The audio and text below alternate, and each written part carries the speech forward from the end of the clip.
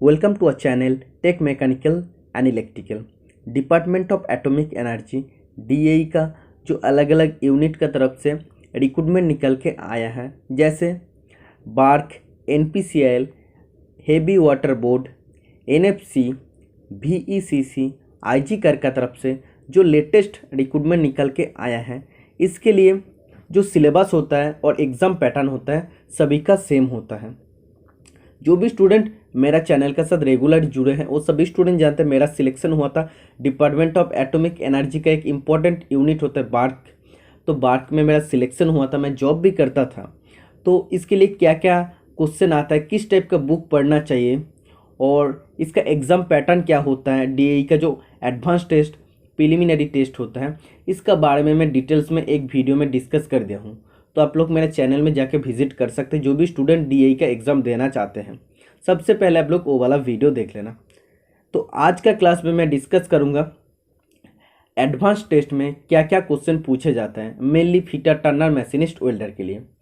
तो जो भी स्टूडेंट मेरा चैनल का प्लेलिस्ट विजिट किया है वो सभी स्टूडेंट जानते हैं DAE स्पेशल 2 प्लेलिस्ट मेरा चैनल में अवेलेबल है। फर्स्ट प्लेलिस्ट में मैं preliminary exam special classes provide करता हूं और सेकंड जो प्लेलिस्ट है उसमें मैं एडवांस एग्ज़ाम के लिए क्लासेस प्रोवाइड करता हूं। तो आज का जो क्लास होने वाला है एडवांस एग्ज़ाम के लिए क्लास होगा। ओके, तो बिना किसी लेट करके आज का फर्स्ट क्वेश्चन से मैं स्टार्ट करता हूं। What is the material used for manufacturing मैनिला and hemp ropes.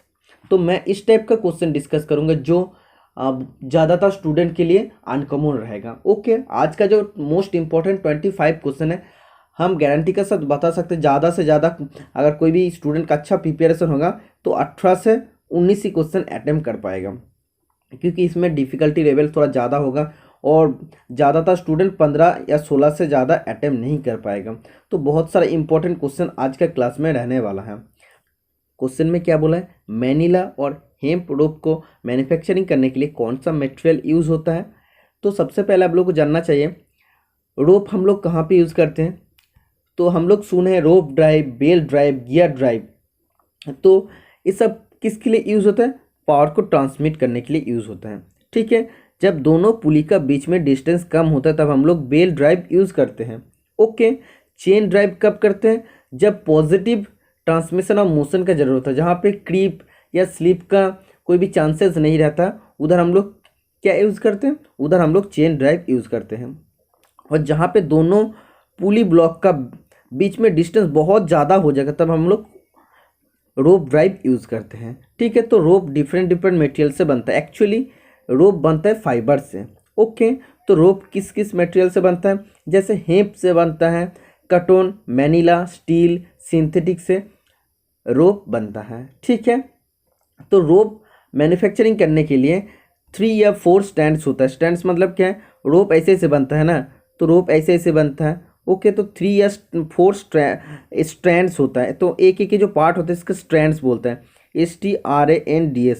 ठीक है, तो रोप कैसे बनता है, 3 से 4 स्ट्रैंड से बनता है। ठीक है, तो ऐसे जैसे अलग अलग पार्ट होता है ना, ऐसे ऐसे हम लोग ऐड कर देते हैं, इसको स्ट्रैंड्स बोलते हैं। ओके, तो इसका बाद आप लोगों को जानना चाहिए मैनिला और हेम्प रोप जो होता है वो हेवी ड्यूटी पर्पस के लिए यूज़ होता है या लाइट ड्यूटी पर्पस के लिए यूज़ होता है। तो मैनिला और हेम्प रोप लाइट ड्यूटी होस्टिंग के लिए यूज़ होता है। ठीक है, तो ये चीज़ आप लोग को जानना चाहिए, मोस्ट इंपॉर्टेंट क्वेश्चन है। इसका बाद एक क्वेश्चन आया था CCI में, तो cement corporation of India limited में क्वेश्चन पूछा था वायर ड्राइव या वायर रोप हम लोग किसके लिए यूज़ करते हैं, तो हेवी ड्यूटी रोस्टिंग के लिए हम लोग यूज़ करते हैं। ठीक है, तो आप लोग को याद रहना चाहिए मैनिला या हेम्प रोप जब भी होगा तब लाइट ड्यूटी होस्टिंग के लिए हम लोग यूज़ करते हैं, जब वायर रोप बोलते हैं तब हम लोग हेवी ड्यूटी होस्टिंग के लिए यूज़ करते हैं। ओके, तो इसका राइट आंसर क्या हो जाएगा, मैं आप लोग को पहले ही क्लियर कर दिया हूँ, रोप बनता है फाइबर से। तो fibre of wild banana plants, जंगली केले को पौधे का फाइबर से बनता है। ठीक है, तो option number B is the right answer हो जाएगा।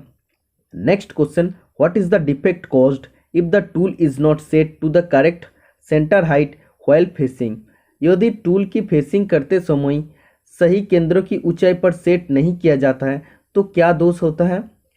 तो जब भी हम लोग लेद मशीन में कोई भी ऑपरेशन करते हैं तो उसको सेंटर हाइट में हम लोग सेट करते हैं। सेंटर हाइट में अगर हम लोग सेट नहीं करते फेसिंग करते टाइम, तो क्या होता है, ये जो बीच पोर्शन रहता है सेंटर पोर्शन में एक छोटा सा मेटल इधर रह जाता है जिसको पीप बोलता है। तो जब भी सेंटर हाइट अगर ज़्यादा हो जाएगा या कम हो जाएगा, अगर प्रॉपर सेंटर हाइट नहीं होगा, तब एक छोटा सा मेटल पार्ट इधर रह जाता है जिसको बोलते हैं पीप लेफ्ट इन द सेंटर, मतलब सेंटर में छोटा सा मेटल उधर रह जाता है। वो क्यों होता है, क्योंकि जो टूल है कटिंग टूल सही सेंटर हाइट पर नहीं है, इसलिए होता है। ओके, एक क्वेश्चन एग्जाम में बहुत बार पूछे गए हैं, बोलते हैं जब हम लोग लेद मशीन में कार्य करते हैं तब टूल को अगर हम लोग सेंटर हाइट जो होता है बिलो सेंटर में अगर हम लोग सेट करेंगे तब क्या होता है, क्लियरेंस एंगल और रेक एंगल का क्या होता है। तो जब भी हम लोग बिलो सेंटर हाइट में टूल को फिक्स करते हैं तब क्लियरेंस एंगल बढ़ जाता है और रेक एंगल घटता है। ठीक है, ये चीज़ आप लोग को जानना चाहिए। जब कटिंग टूल को सेंटर हाइट से नीचे हम लोग सेट करते हैं तब क्या होता है, क्लियरेंस एंगल बढ़ जाता है और रेक एंगल घटता है। और अगर ऐसे क्वेश्चन पूछता कि कोई भी एक जॉब है, तो जॉब में कार्य करते टाइम अगर जो कटिंग टूल है उसको अगर सेंटर हाइट से मतलब ऊपर अगर हम लोग सेट करेंगे तब क्या प्रॉब्लम होता है, तब क्लियरेंस एंगल घट जाता है और रेक एंगल बढ़ जाता है, मतलब इसका ऑपोजिट होता है। ओके, इस चीज़ पे आप लोग को ध्यान देना चाहिए। नेक्स्ट क्वेश्चन क्या बोला है, what type of power transmission is transmitted by spark gear. तो स्पार्क गियर का मदद से किस टाइप का पावर ट्रांसमिशन होता है। तो अब सभी स्टूडेंट जानते हैं स्पार्क गियर हम लोग जहाँ पे नॉर्मल गियर का यूज़ करना पड़ता है या ज़रूरत पड़ता है हम लोग स्पार्क गियर यूज़ करते हैं। तो स्पार्क गियर क्या होता है, इसका जो टीथ होता है वो ऑलवेज पैरेलल रहता है एक्सिस ऑफ रोटेशन, मतलब ये जो जिस रोटेशन में घूम रहा है या एक्सिस में घूम रहा है उसका पैरेलली टीथ काटा रहता है। ओके, और स्पार्क गियर क्या करता है, दोनों पैरेलल शाफ्ट का बीच में पावर को ट्रांसमिट करता है। ओके, इसीलिए इसका राइट आंसर हो जाएगा पैरेलल ट्रांसमिशन करता है। और हम लोग स्पार्क गियर कहाँ पे यूज़ करते हैं, जना लगा हम बात करते हैं लेद मशीन में यूज़ करते हैं। तो लेद मशीन में जो स्पिंडल से लीड स्क्रू में मोशन को ट्रांसमिट करने के लिए हम लोग स्पार्क गियर यूज़ करते हैं। ठीक है, तो आप लोग को फिर से बताता हूँ, लेद मशीन में स्पिंडल से लीड स्क्रू में मोशन को ट्रांसमिट करने के लिए हम लोग स्पार्क गियर यूज़ करते हैं। Okay, next question, what is the range of metric screw thread dimension is measured by screw thread micrometer. Metric screw thread बीमा की किस रेंज को स्क्रू थ्रेड माइक्रोमीटर द्वारा मापा जाता है। तो सबसे पहले जानना चाहिए स्क्रू थ्रेड माइक्रोमीटर क्या करता है, इफेक्टिव डायमीटर या पिच डायमीटर या पिच सर्कल डायमीटर को चेक करता है। तो इफेक्टिव डायमीटर क्या होता है, पिच सर्कल डायमीटर क्या होता है, आप लोग को जानना चाहिए। तो ये जो थ्रेड होता है, तो ये जो एक्सटर्नल जो डायमीटर बनता है इसको बोलते हैं मेजर डायमीटर, ये जो अंदर वाला डायमीटर बनता है इसको बोलते हैं माइनर डायमीटर। और ये जो मेजर डाय और माइनर डाय का बीच में अगर हम लोग एक लाइन ड्रॉ करेंगे तो ये जो डायमीटर होता है इसको इफेक्टिव डायमीटर या पिच सर्कल या पिच डायमीटर बोलते हैं। इसको चेक करने के लिए हम लोग स्क्रू थ्रेड माइक्रोमीटर यूज़ करते हैं। तो क्वेश्चन में बोला है स्क्रू थ्रेड माइक्रोमीटर को यूज़ करके हम मेट्रिक स्क्रू थ्रेड डायमेंशन का कितना रेंज तक हम लोग मेज़र करते हैं। तो मेजर डायमीटर 1 से मेजर डायमीटर 30 तक हम लोग मेज़र कर सकते हैं, मतलब M1 से M30 तक हम लोग मेज़र कर सकते हैं स्क्रू थ्रेड माइक्रोमीटर का मदद से। Okay, next question, what is the range of pitch that can be measured by screw thread micrometer. Pitch की सीमा क्या है जिसे स्क्रू थ्रेड माइक्रोमीटर द्वारा मापा जा सकता है। तो इसका राइट आंसर क्या हो जाएगा, option number C is the right answer हो जाएगा। 0.25 से 3.5 mm तक पिच का रेंज वो मेजर कर सकता है। ठीक है, तो option number C is the right answer हो जाएगा। नेक्स्ट क्वेश्चन क्या है, आप देख सकते हैं मोस्ट इंपॉर्टेंट क्वेश्चन आप सभी के लिए मैं कलेक्ट करके लाया हूँ। एग्जाम में नॉर्मल क्वेश्चन सभी स्टूडेंट कर सकते हैं, 80% नॉर्मल क्वेश्चन इजीली कोई भी स्टूडेंट कर सकता है, लेकिन 20% में ज़्यादातर स्टूडेंट को प्रॉब्लम होता है अगर आप लोग इसरो बार्क में एग्जाम देने जाते हैं। तो इस टाइप का क्वेश्चन आप लोग को डेली सॉल्व करना चाहिए, इसीलिए डेली आप लोग के लिए मैं क्लास प्रोवाइड करते रहूँगा। What is the purpose of setting block used in fixer. Fixer में उपयोग किया जाने वाला सेटिंग ब्लॉक का उद्देश्य क्या है। तो सबसे पहले जानना चाहिए फिक्सर का काम क्या होता है, जिग का काम क्या होता है। जिग जो वर्कपीस होता है उसको होल्ड करता है, लोकेट करता है, ओके, और क्लैंप भी करता है, और जो कटिंग टूल होता है उसको गाइड भी करता है। लेकिन जो फिक्सर होता है, फिक्सर सिर्फ जॉब को या वर्कपीस को होल्ड करता है और लोकेट करता है, लेकिन कटिंग टूल को गाइड नहीं करता, ओके। तो सेटिंग ब्लॉक हम लोग किसके लिए यूज़ करते हैं? सेटिंग ब्लॉक फिक्सर में हम लोग यूज़ करते हैं कटिंग टूल को सेट करने के लिए, ओके। तो कटिंग टूल को सेट करने के लिए हम लोग क्या क्या चीज़ यूज़ करते हैं? हम लोग सेटिंग ब्लॉक यूज़ करते हैं और फिलर गेज यूज़ करते हैं। ये चीज़ आप लोग को जानना चाहिए, ओके। तो इधर बोला सेटिंग ब्लॉक हम लोग फिक्सर में क्यों यूज़ करते हैं, तो हो जाएगा पोजिशन द फिक्सर, फिक्सर को पोजिशन देने के लिए, and work related to the cutter, okay, मतलब काटर को पोजिशन देने के लिए हम लोग यूज़ करते हैं, क्योंकि वो गाइड करता है ना। तो गाइड करने के लिए तो फिक्सर काम नहीं करता, तो इसलिए हम लोग सेटिंग ब्लॉक और फिलर गेज की मदद से हम लोग काटर को फिक्स कर देते हैं, ओके। तो इसीलिए राइट आंसर हो जाएगा option number D. Next question, which type of jig is used for awkwardly shaped workpiece to drill at different angle? विभिन्न कोने में अजीब आकार के काम को ड्रिल करने के लिए किस प्रकार की जिग का उपयोग किया जाता है? तो आप लोग जानते हैं जो बॉक्स जिग होता है, बॉक्स जिग में हम लोग छोटा छोटा जब को अंदर डाल के हम लोग डिफरेंट डिफरेंट एंगल से ड्रिल कर सकते हैं। तो बॉक्स जिग को इसीलिए टम्बल जिग भी कहा जाता है, टम्बल जिग, TUMBLE होता है, ठीक है। तो modified form of box jig किसको कहते हैं? ट्रूनियन जिग को कहते हैं। तो बॉक्स जिग में हम लोग छोटा छोटा वर्कपीस को रख के ड्रिलिंग कर सकते हैं डिफरेंट एंगल से। लेकिन जो ट्रूनियन जिग होता है ये होता है modified form of box jig. ये बड़ा बड़ा शेप का जब को और अजीब आकार जब को अंदर रख के डिफरेंट एंगल से ड्रिल कर सकते हैं, ठीक है। तो ये चीज़ आप लोग को जानना चाहिए, मोस्ट इंपॉर्टेंट क्वेश्चन है, इसीलिए इसका राइट आंसर हो जाएगा ट्रूनियन जिग। नेक्स्ट क्वेश्चन आप देख सकते हैं, what is the method of lubrication? तो लुब्रिकेशन मेथड 3 टाइप का होता है, आप लोग जानते हैं। सबसे पहले होता है ग्रेविटी फीड, उसका बाद होता है फोर्स फीड, लास्ट होता है स्प्लैश लुब्रिकेशन, ओके। तो ग्रेविटी फीड के अंदर क्या क्या आता है? विक फीड लुब्रिकेटर आता है, ऑयल कैन आता है, ओके। इसका बाद फोर्स फीड में आता है ग्रीस गन, इसका बाद आता है ऑयल गन, ओके। और जो स्प्लैश लुब्रिकेशन होता है ये होता है रिंग ऑयलिंग होता है, रिंग ऑयलर जो होता है, ओके। तो आप देख सकते हैं इधर क्या दे रहा है, गियर में ऑयल दे रहा है, तो इसलिए इसका राइट आंसर क्या हो जाएगा? ऑयल कैन मेथड हो जाएगा, ठीक है। तो गियर में क्या दे रहा है? ऑयल अप्लाई कर रहे हैं, तो इसका राइट आंसर हो जाएगा oil can method, okay. Next question, what is the name of the part marked as X? जो ये जो क्लच दिया है, तो एक्स पार्ट जो है, एक्स पार्ट का नाम क्या है? एक क्लच का नाम होता है सेंट्रीफ्यूगल क्लच, ठीक है। तो आप लोग जानते हैं क्लच क्या करता है? अगर कोई भी हम लोग बाइक में बात करते हैं तो ग्रेजुअल मैनर में धीरे धीरे स्पीड को कम करता है, ठीक है। तो यही होता है क्लच का काम। तो इसमें जो एक्स पार्ट है इसका नाम होता है क्या? सेंट्रीफ्यूगल, ठीक है। तो centrifugal weight is the right answer हो जाएगा, okay. Next question, which grouting process is unaffected by oil and grease? कौन सा ग्राउटिंग प्रक्रिया तेल या ग्रीज से अप्रभावित होती है? तो इसका राइट आंसर क्या हो जाएगा? और कौन सा ग्राउटिंग प्रोसेस होता है? तो सल्फर ग्राउट जो होता है इसमें तेल या ग्रीज का कोई भी इफेक्ट नहीं होता, ओके। तो इसका बारे में एक अलग से मैं क्लास ले लूँगा। ये जो टॉपिक है क्रेन वगैरह जो क्लास है, तो इसके बारे में मैं अलग से 2-3 दिन के अंदर एक क्लास प्रोवाइड कर दूंगा, ठीक है। उसमें मैं आप लोग को अच्छा से डिस्कस कर दूंगा। नेक्स्ट क्वेश्चन में क्या बोला है? Which crane is used in remote place and offsite?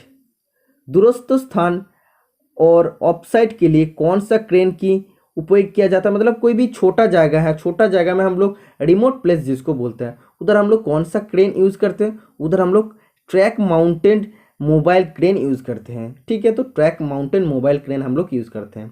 Next question क्या बोला है? आप देख सकते हैं ये सब फीटर ट्रेड का क्वेश्चन है, टर्नर ट्रेड का क्वेश्चन है, लेकिन ज़्यादातर स्टूडेंट इसका बारे में मालूम नहीं है। तो ये सब क्वेश्चन में गलती करने का नहीं है, ओके।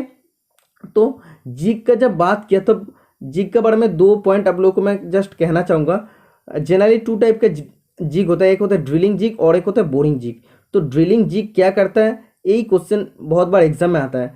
तो drilling jig are used to drill ream tap and to perform other allied operation, मतलब ड्रिल जिग प्रयोग करके हम लोग ड्रिलिंग कर सकते हैं, रिमिंग कर सकते हैं, टैपिंग कर सकते हैं, और इसका जो रिलेटेड जो ऑपरेशन होता है वो भी हम लोग कर सकते हैं। ओके, और बोरिंग जिग का मदद से हम लोग क्या कर सकते हैं, कोई भी होल है जिसको हम लोग ड्रिल से इजीली होल नहीं कर सकते, जो बड़ा बड़ा होल होता है तो उसको हम लोग ड्रिल का मदद से इजीली होल नहीं बना सकते, वो सब होल को बनाने के लिए हम लोग बोरिंग जिग यूज करते हैं। ओके, तो ये दोनों क्वेश्चन एग्जाम में बहुत बार पूछे जाते हैं। नेक्स्ट क्वेश्चन में क्या पूछा है आप देख सकते हैं, स्पिरिट लेवल से क्वेश्चन पूछा है। ओके, बोला है what type of liquid is filled in the curved glass tube of spirit level. जो स्पिरिट लेवल होता है उसमें एक कर्व्ड ग्लास ट्यूब रहता है जिसको क्या बोलते हैं, वायल बोलते हैं, VIAL बोलते हैं। तो इसमें एक लिक्विड जैसा रहता है, लिक्विड कौन सा लिक्विड रहता है, इंडस्ट्रियल एल्कोहल रहता है। ओके, तो इंडस्ट्रियल एल्कोहल, इथाइल एल्कोहल इसका अंदर रहता है और इसमें एक बाबेल रहता है। तो ये अगर सेंटर पोर्शन रहेगा इसमें एक बाबेल रहेगा, अगर टोटली स्ट्रेट है तो बाबेल इसका बीच में ही रहेगा, अगर थोड़ा सा ऊंचा नीचे है तो बाबेल इधर जाएगा या इधर जाएगा। ओके, तो स्पिरिट लेवल क्या करता है, spirit level is use to check straightness या फ्लैटनेस या स्ट्रेटनेस को चेक करने के लिए हम लोग स्पिरिट लेवल यूज करते हैं। ओके, तो ये चीज़ हम लोग को जानना चाहिए, बहुत ही मोस्ट इंपॉर्टेंट क्वेश्चन है। Next question, why the lifting pockets are provided with the equipment. उपकरण के साथ लिफ्टिंग पॉकेट्स का प्रदान की जाती है, तो क्यों किया जाता है, तो कोई भी एक इक्विपमेंट है तो उसका साथ हम लोग लिफ्टिंग पॉकेट अगर इसका नीचे हम लोग घुसा देंगे तो उसका बाद क्या होता है, उसका बाद हम लोग इजीली क्रो बार को जो होता है, क्रो बार को हम लोग इजीली उसमें प्लेस कर सकते हैं। तो क्रो बार हम लोग क्या करते हैं, उसको लिफ्ट करते हैं और मूव करने में मदद करते हैं। ठीक है, तो इसका राइट आंसर क्या हो जाएगा, place the crow bar for lifting. तो ये जो लिफ्टिंग पॉकेट्स होता है छोटा छोटा रोलर जैसा होता है, तो जॉब का नीचे हम लोग डाल देते हैं, उसका बाद हम लोग क्रो बार को प्लेस कर सकें। ओके, तो क्रो बार हम लोग प्लेस करके क्या करते हैं, उसको लिफ्ट करते हैं और मूव करते हैं। Okay, next question, which material is use to make block spirit level. Block spirit level को बनाने के लिए कौन सा मटेरियल यूज किया जाता है, तो इसका राइट आंसर क्या हो जाएगा, option number D is the right answer हो जाएगा। तो एक तो स्पिरिट लेवल नॉर्मल होता है और ब्लॉक स्पिरिट लेवल क्या होता है, ब्लॉक स्पिरिट लेवल एक बॉक्स सेक्शन जैसा होता है और इसका जो फेसेस होता है, फेसेस टोटली स्क्वायर होता है, ये जो 4 फेसेस होता है एक स्क्वायर जैसा होता है, तो टोटली फेसेस स्क्वायर होता है और पैरेलल होता है। ओके, इस जनरली बनता है स्ट्रेस रिलीव्ड कास्ट आयरन या कास्ट स्टील से बनता है। ओके, और ये जनरली किस पर्पस के लिए यूज होता है, checking the horizontal and vertical level of machine. कोई भी अगर मशीन होता है, ड्रिल मशीन होता है, सोच लो ड्रिलिंग मशीन का जो कॉलम है, तो इसमें अगर हम लोग ये अगर ब्लॉक स्पिरिट लेवल होता है तो इसको हम लोग क्या चेक करते हैं, हॉरिजॉन्टल एंड वर्टिकल लेवल हम लोग चेक करते हैं ब्लॉक स्पिरिट लेवल का मदद से। Okay, next question, figure below shows a tool marked A which remove tapers and drill from the nose of the machine spindle, it is called. आप देख सकते हैं एक टूल दिया है, तो ये जो ए टूल है तो इसमें क्या कर रहा है, मशीन स्पिंडल से टैपर्स एंड ड्रिल को निकाल रहा है। तो ये जो टूल है, इन टूल का नेम क्या है, तो आप सभी स्टूडेंट जानते हैं मशीन स्पिंडल में कौन सा टैपर रहता है, मोर्स टैपर रहता है। मोर्स टैपर होता है सेल्फ होल्डिंग टैपर। तो जो टैपर सैंक ड्रिल होता है तो मशीन स्पिंडल का होल में जाता है और टोटल ये फिक्स हो जाता है। तो इसको निकालने के लिए हम लोग क्या यूज़ करते हैं, हम लोग ड्रिल ड्रिफ्ट यूज़ करते हैं। तो ड्रिल ड्रिफ्ट का शेप क्या होता है, वेज शेप होता है। ओके, तो इसमें क्वेश्चन में पूछा है ये जो टूल है, टूल का नाम क्या है, टूल का नाम है ड्रिल ड्रिफ्ट होता है। तो ड्रिफ्ट एक्चुअल नेम है। ओके, नेक्स्ट क्वेश्चन में क्या पूछ रहा है, which one of the following is a type of broaching. तो ब्रोचिंग मशीन का कौन सा टाइपिंग होता है, आप देख सकते हैं इंटरनल ब्रोचिंग होता है, पुश टाइप ब्रोचिंग होता है, मॉड्यूलर टाइप ब्रोचिंग होता है। तो इसलिए इसका राइट आंसर हो जाएगा all of the above. Okay, next question में क्या पूछ रहा है, which one of the following abrasive is used in lapping. Lapping क्या होता है, एक surface finishing operation, precision surface finishing operation. इसमें बहुत ही अच्छा फिनिश आता है सरफेस में। तो इसके लिए एब्रेसिव हम लोग क्या क्या यूज़ करते हैं, सिलिकॉन कार्बाइड यूज़ करते हैं, डायमंड यूज़ करते हैं, एल्यूमिनियम ऑक्साइड यूज़ करते हैं, ओके, बोरोन कार्बाइड यूज़ करते हैं। तो ये चीज़ आप लोग को जानना चाहिए। तो इसलिए इसका राइट आंसर हो जाएगा all of the above. Next question क्या बोल रहा है, strength of properly weld joint as compared to the base metal would be. अगर एक बेस मेटल है, आप देख सकते हैं बेस मेटल है, तो इसमें अगर हम लोग वेल्डिंग कर दिए हैं, तो अगर प्रॉपरली वेल्डिंग हम लोग किए हैं तो ये जो वेल्डिंग पोर्शन का स्ट्रेंथ है बेस मेटल से क्या होता है, ज़्यादा होता है या कम होता है। अगर प्रॉपरली वेल्ड होता है तो बेस मेटल से इसका स्ट्रेंथ ज़्यादा होता है, वेल्डिंग का स्ट्रेंथ ज़्यादा होता है, इसलिए इसका राइट आंसर हो जाएगा ऑप्शन नंबर बी, मोर। ठीक है, तो मोस्ट इंपॉर्टेंट क्वेश्चन आप देख सकते हैं, आप सभी के लिए मैं प्रोवाइड कर रहा हूँ, आज नहीं डेली प्रोवाइड करूँगा, जैसे कि मैं आप लोग को बोल दिया हूँ। Next question, which one of the following hand tools is used while handling A hot welded job. एक हॉट वेल्डेड जॉब को हैंडलिंग करने के लिए हम लोग को कौन सा हैंड टूल या हैंड टूल इक्विपमेंट यूज़ करना चाहिए, तो इसका राइट आंसर हो जाएगा टोंग। तो कोई भी हॉट वेल्डेड जॉब को एक स्थान से दूसरा स्थान में ट्रांसफ़र करने के लिए या लेके जाने के लिए हम लोग टोंग का इस्तेमाल करते हैं। Okay, next question, a die nut is nothing but, एक डाई नट कुछ नहीं है लेकिन ये क्या होता है, a die in the shape of nut, एक डाई होता है जो नाट का शेप में होता है। तो नाट का शेप में क्या है, एक हेक्सागन नाट का शेप में होता है, और ये क्या करता है, पुराना जो थ्रेड होता है उसको रिकंडीशनिंग करते हैं। ठीक है, अगर कोई ख़राब हो गया वो सब थ्रेड रहता है तो उसको फिर से मतलब रिकंडीशनिंग या चेजिंग करते हैं। ओके, ठीक से वो बना देते हैं। नेक्स्ट क्वेश्चन में क्या बोल रहा है, fire can be reduced by removing. एक फायर जल रहा है, आग जल रहा है, तो उसके लिए क्या क्या चाहिए, फ्यूल, हीट एंड ऑक्सीजन चाहिए। ओके, तो उसको रिड्यूस करने के लिए हम लोग को जो फायर है इसको कम करने के लिए हम लोग को कौन सा चीज़ रिमूव करना पड़ेगा, तो इन तीन चीज़ अगर नहीं रहेगा, इन तीन चीज़ों में से अगर एक चीज़ अगर नहीं रहेगा तो आग नहीं लगेगा।